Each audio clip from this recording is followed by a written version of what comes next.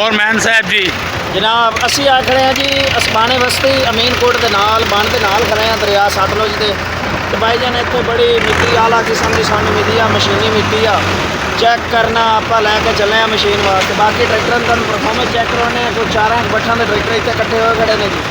Video अच्छी लगे तो चैनल को सबसक्राइब करो बेल आइकन प्रेस कर दी ताकि आने वाली नई वीडियो तुहाडे तक पहुँच सके। बाकी उम्मीद है तुहानू वीडियो अच्छी लगी सी 75 निकलता भी है परफॉर्मेंस चेक करो मगर रूसी 16 फुटी लै तो निकलता भी है परफॉर्मेंस चेक करो नाले साढ़े काबले इकराम ड्राइवर बिल्लू साहब चेक करो।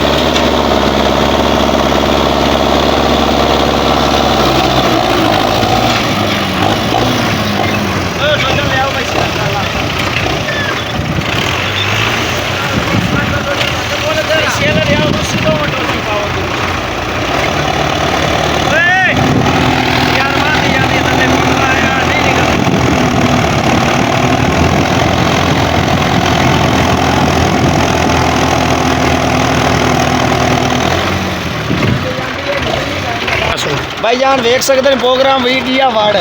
बड़ा इवें भी तले सिन्नी जगह दरिया का इलाका हलन बनी खड़ी है बाकी चेक करो हम वजन पाते पे हैं तो मोड़ तुम जोर लगा तो चेक कर लेना बंदा मान लिया क्या आजाब बड़े